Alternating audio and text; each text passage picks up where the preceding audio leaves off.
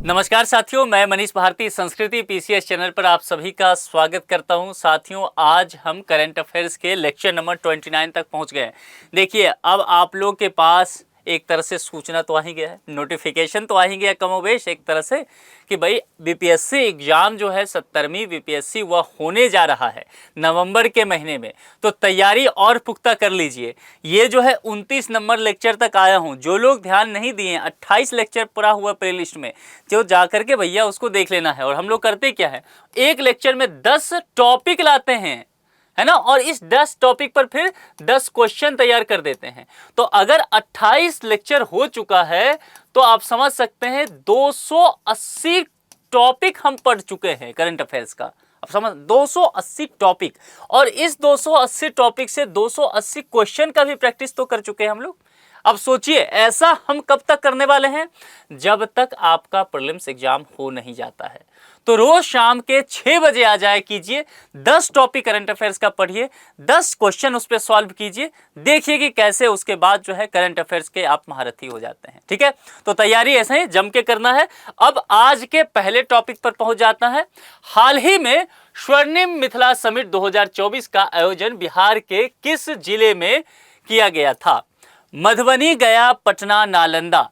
जब भी मिथिला शब्द आएगा तो जाहिर सी बात है भैया, ध्यान देना है कि देखिए, मैं ये बता रहा हूं कि किस तरह से कॉमन सेंस लगाते हैं। कहते हैं कि common sense is not so common. ठीक है, तो यहां पर लेकिन हमें लगाना है, दिमाग लगा के।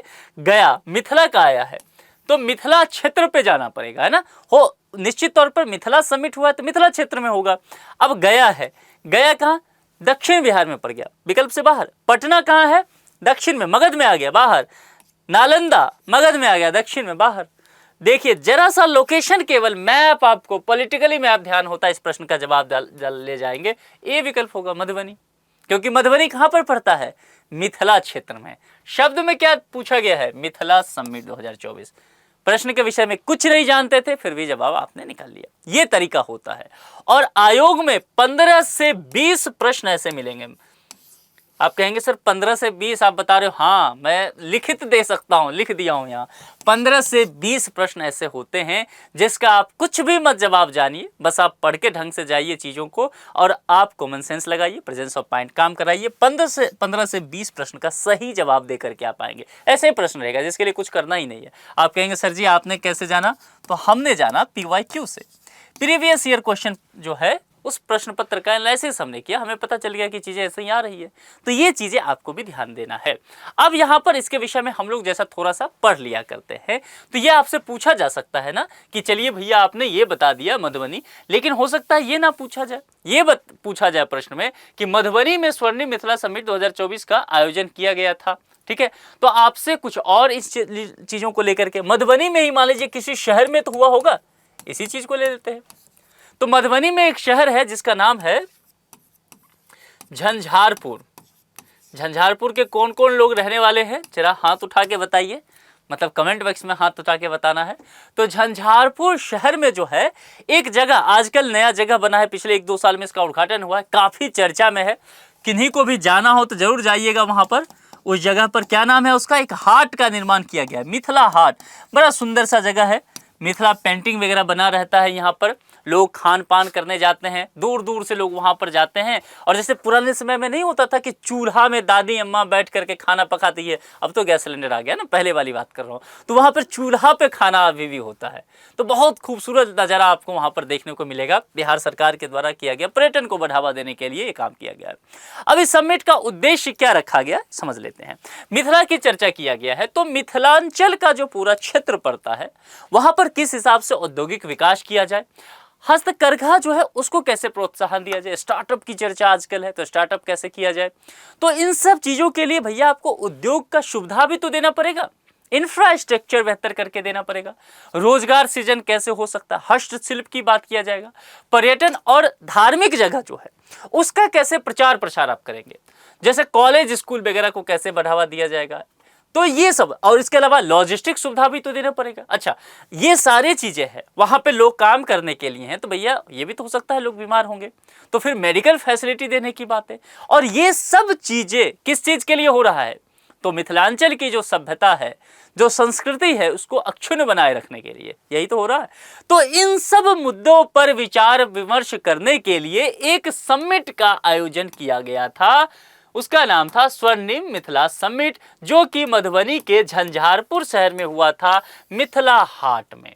मामला समझ में आ गया। 2024 में इतना तक पूछेगा, इससे आगे आपसे नहीं फैक्ट पूछा जाएगा। हाँ, जो चीजें मैंने बताया उद्देश्य, उसमें से कुछ पूछ सकता है, तो आप चीजें समझ ही गए हैं। ठीक है, तो इस प्रश्न का सही जवाब क्या हो गया? ए हो गया। अब आगे बढ़ जाए, दूसरे प्रश्न पर चले। दूसरा प्रश्न क्या कहता है, ध्यान से देखिए। हाल ही में बिहार राज्य में किस कंपनी ने तेल का कुआं खोदने की योजना बनाई है? ठीक है, तेल का कुआं खोदने की, आप कहेंगे बिहार में? जी, बिहार में ये पता चला है कि तेल का कुआं भी वहां पर है। तो ये जो गंगा बेसिन वाला मामला पड़ जाता है, चूंकि गंगा नदी बहती है, तो गंगा बेसिन वाले क्षेत्र पर ये बातें की गई है, इसीलिए ध्यान रखिएगा, यहां से प्रश्न आ सकता है। और तेल का कुआं अगर खुदता है वहां पर, आगे चल के आने वाले समय में आपको देखने को मिलेगा कि बिहार में अचानक से औद्योगिक क्रांति आ रही है। ये बिहार के लिए, बिहार वासियों के लिए, स्थानीय रोजगार के लिए एक शुभ संकेत है। ये कब होता है? सबसे पहले कुछ बातें मैं इसके विषय में लिख देना चाहता हूं, कुछ लोग नोट करना चाहेंगे, नोट कर लीजिए, इंपॉर्टेंट टॉपिक है। अच्छा, ये पहला वाला जो मैंने मिथिला समिट वाला बताया था, मोस्ट इंपॉर्टेंट टॉपिक है, अलग से स्टार 5 स्टार लगा के रख लीजिए, पूछा जा सकता है। मिथिला हाट के विषय में अलग से लिख के रखिए, मिथिला हाट के विषय में सही से पढ़ लीजिए, प्रश्न पूछा जाने की संभावना 90% है, 90% वहां से प्रश्न आएगा, तो ध्यान रखना है। ऐसे ही तेल के कुआं की बात है, प्रश्न पूछा जाएगा, तो इसको अच्छे से तैयार करना है, इसलिए बता देता हूं, कुछ बातें ध्यान रखिए। मार्च 2024 में ये काम हुआ था।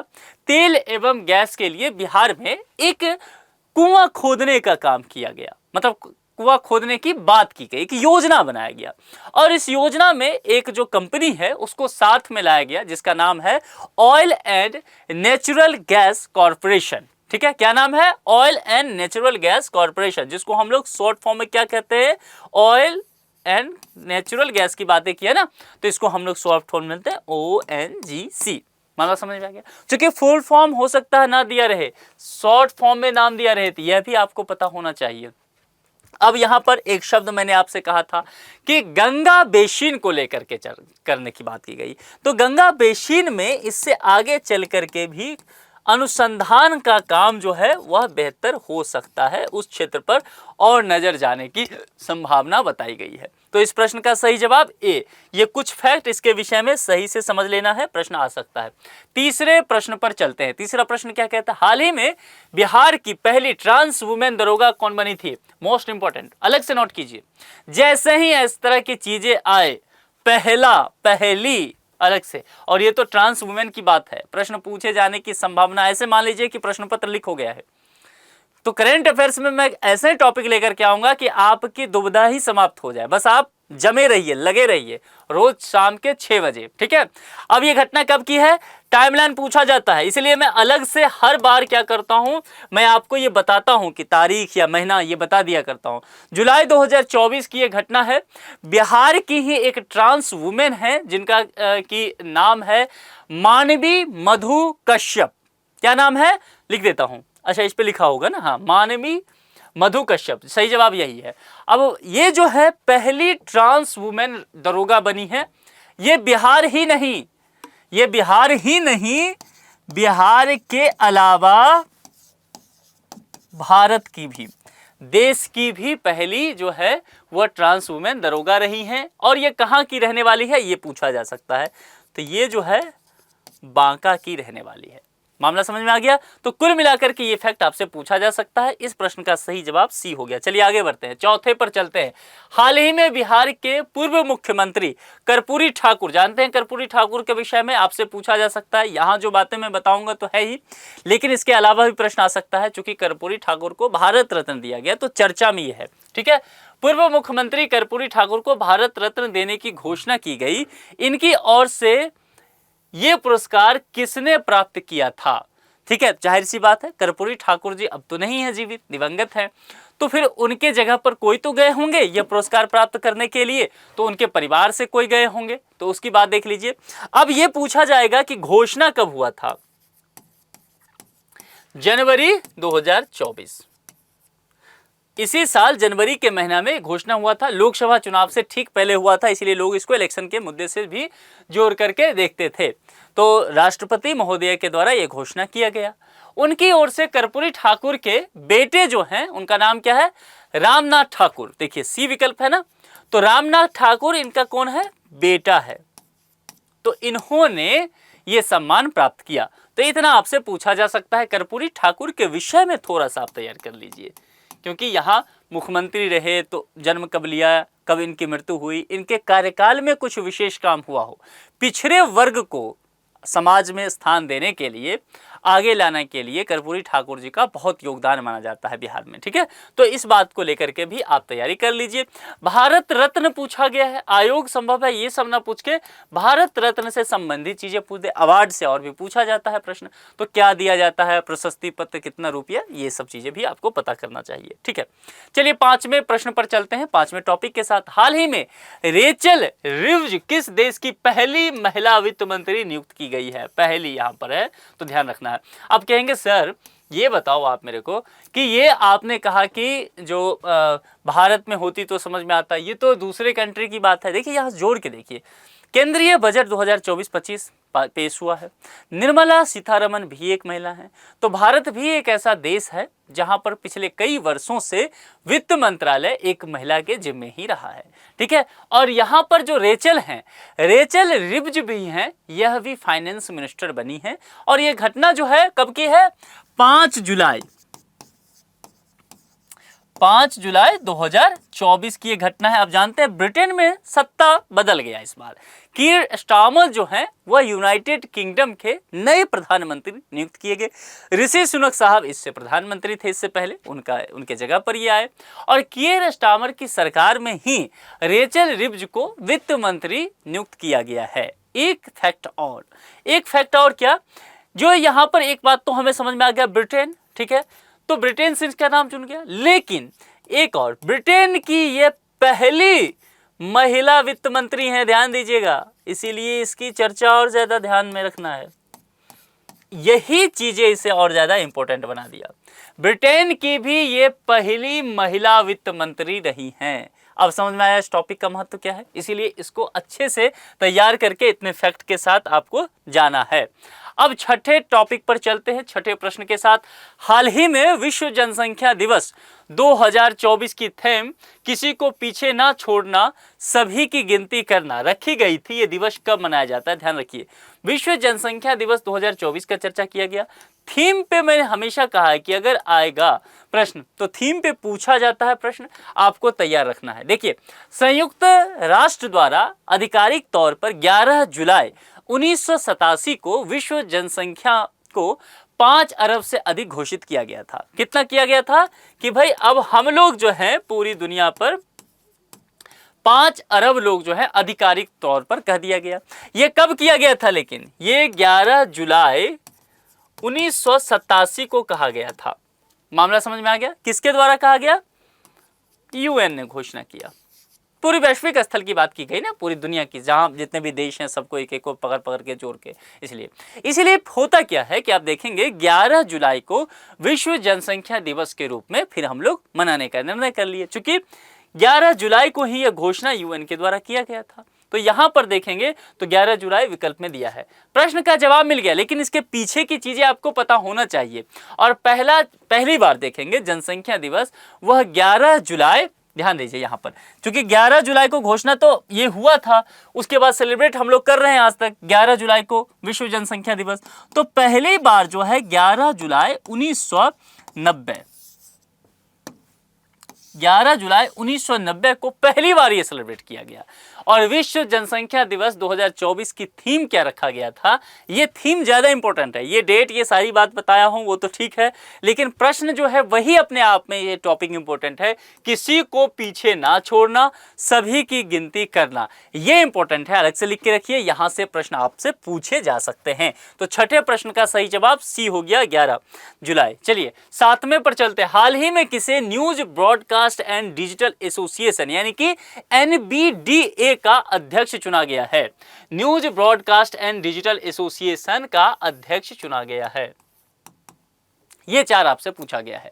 अब इस 4 में चूंकि देखिए मीडिया से संबंधित चीजें हैं, एक पॉपुलर चेहरा है, मीडिया के एंकर हैं, तो उनका नाम लूंगा, आप तुरंत समझ जाएंगे। तो जुलाई 2024 की बात है, ये ध्यान रखिएगा। देखिए रोहित शर्मा को तो ऐसे ही हटा दीजिए, क्रिकेटर हैं भाई साहब, कैप्टन है, हालांकि T20 वर्ल्ड कप जीत के लाए हैं, तो ये तो ऐसे चले गए। अमित शाह जो हैं वह गृह मंत्री हैं, केंद्रीय गृह मंत्री, ऐसा ही चले जाएंगे।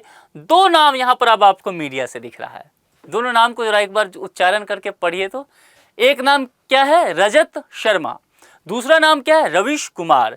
अब ये जो चीजें हैं, देखिए थोड़ा सा अनऑफिशियल यहाँ देख लीजिए बातें, क्वेश्चन समाधान कैसे करते हैं इस टॉपिक के विषय में। मान लीजिए आप कुछ भी पढ़ के नहीं गए थे, प्रश्न आ गया, आपको पता ही नहीं है, तो 2 विकल्प हमने ऐसे ही हटा दिया ना कि ये दोनों तो नहीं होंगे, मीडिया की चीजें, मीडिया से जुड़ा बंदा होगा कोई। तो यहाँ पर रजत शर्मा, रवीश कुमार, रवीश कुमार के विषय में सोचना है। क्या रवीश कुमार, क्योंकि सरकार के द्वारा ही ये सारी चीजें होगा ना, अध्यक्ष वगैरह चीजें, मतलब कहीं ना कहीं अप्रोच तो रहता है। तो रवीश कुमार जो हैं लगातार जो हैं इनको एक तरह से जो सरकार के खिलाफ बोलते रहते हैं, या जिस तरह की देखेंगे तो, या मीडिया की भी आलोचना करते रहते हैं, तो आप देखेंगे कि ये इनको मिलने की संभावना, अध्यक्ष बनने की संभावना कम रहेगा। ये मैं समाधान करने के लिए बता रहा हूँ, आपको बता रहा हूँ कि एग्जाम हॉल में आपको सोचना कैसे है। हो सकता है इस प्रश्न में के साथ ऐसा ना हो, किसी दूसरे प्रश्न के साथ हो, लेकिन अपने दिमाग को तैयार कैसे करना ही देखिए।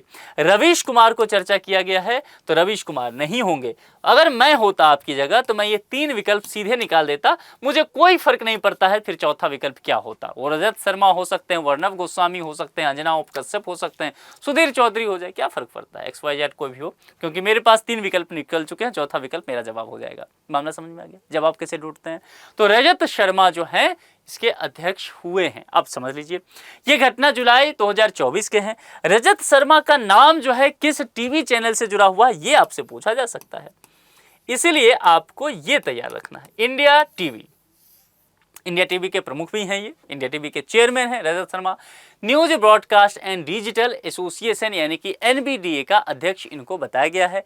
यह भारत में समाचार प्रसारकों का सबसे बड़ा संगठन बताया जाता है, और इसकी जो स्थापना है वह ज़्यादा इंपॉर्टेंट है, वह भी इसके साथ पूछा जा सकता है, वर्ष 2007 में हुआ है। तो सही जवाब B हो गया। चलिए आगे बढ़ जाए, 8वें प्रश्न पर चले। 8वें टॉपिक के साथ, हाल ही में रोशनी नादर, ध्यान देना है, रोशनी नादर फेमस नेम है तो ध्यान देना है, फ्रांस के सर्वोच्च नागरिक पुरस्कार से सम्मानित किया गया था। इनका संबंध किस क्षेत्र से? फ्रांस के जो सर्वोच्च नागरिक पुरस्कार, जैसे भारत का सर्वोच्च नागरिक पुरस्कार भारत रत्न है ना, ऐसे ही फ्रांस को लेकर के, तो ये फेमस शब्द है, फेमस नाम है, चर्चा में रहा अखबारों में, तो ध्यान रखना है। खेल, उद्योग, शिक्षा, कृषि, ये देश नहीं पूछा गया है, ध्यान रखिएगा, देश ना पूछ करके बोला गया है क्षेत्र। इस क्षेत्र का मतलब एरिया ना हो करके, इस क्षेत्र का मतलब है कि किस फील्ड से हैं, उनकी पारंगता जो है, किस बात में वो माहिर हैं, खेल में है, संगीत में है, ये सब चीजें। जुलाई 2024 में रोशनी नादर को फ्रांस के सर्वोच्च नागरिक पुरस्कार यानी कि Chevalier de la Legion d' honneur, या फिर इसको दूसरे नाम में भी कहते हैं knight of the national order of the French legion of honour, ये नाम है वहाँ का। तो ये नाम आपको ध्यान रखना है, इस अवार्ड से सम्मानित किया गया, ये वहाँ का सर्वोच्च नागरिक सम्मान होता है। और रोशनी नादर जो हैं, ये जब आप अखबार में पढ़ते होंगे, इकोनॉमी के पेज पे आप जाते होंगे, इकोनॉमिक्स से जुड़े हुए पहलू जब पढ़ते होंगे, तो आपको ये नाम वहाँ दिखेगा। यानी कि कहने का मतलब है ये नाम जो है वह व्यापार से संबंधित है, ठीक है, बिजनेस से संबंधित है। तो बिजनेस के क्षेत्र में इन्होंने उत्कृष्ट योगदान दिया है, और खास करके भारत और फ्रांस के बीच जो आर्थिक संबंध है उसको बेहतर किया है, बढ़ावा देने का काम किया है, उसके लिए निरंतर ये प्रयास भी कर रही हैं, इसी के लिए इन्हें सम्मानित किया गया है। तो यह उद्योग क्षेत्र होगा, ठीक है। तो 8वें प्रश्न का यहाँ पर आपको जवाब ये हो गया। हाल ही में चर्चा में रहा पिच ब्लैक 2024 क्या है? पिच ब्लैक 2024 फेमस टर्म रहा है, पूछा जा सकता है, ध्यान से रखिए, इस पर स्टार लगा लीजिए, टॉपिक इंपॉर्टेंट है।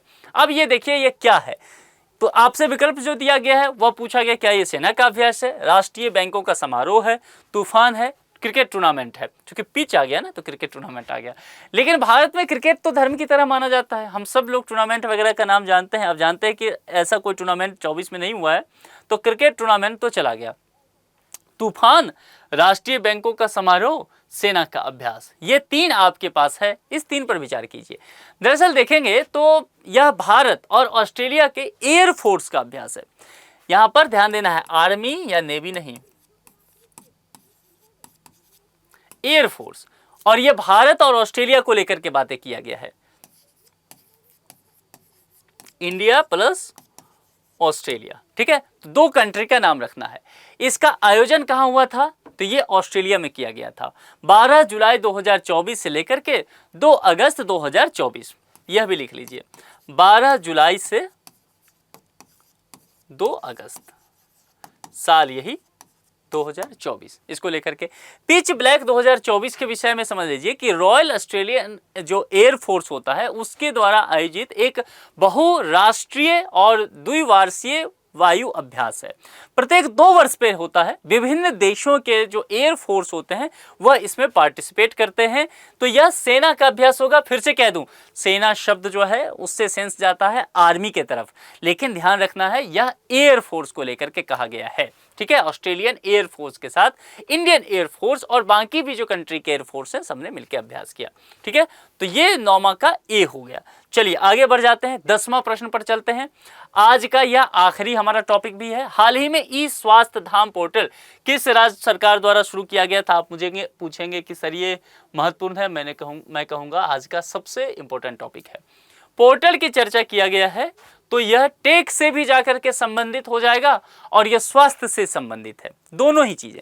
तो कोई भी टॉपिक ऐसा हो, आप जब करंट अफेयर्स पढ़े ना, वैसे भी घर बैठ के रूम पे बैठ के, तो जो भी टॉपिक कई क्षेत्रों से जुड़ा हुआ हो जाए उसको स्टार लगा लीजिए, वह टॉपिक पूछे जाने की संभावना अधिक है। ठीक है, जैसे कि कोई एग्रीकल्चर से संबंधित हो और इकोनॉमी पर भी उसका ज्यादा प्रभाव पड़ता हो, जैसे कि मान लीजिए मनरेगा हो गया।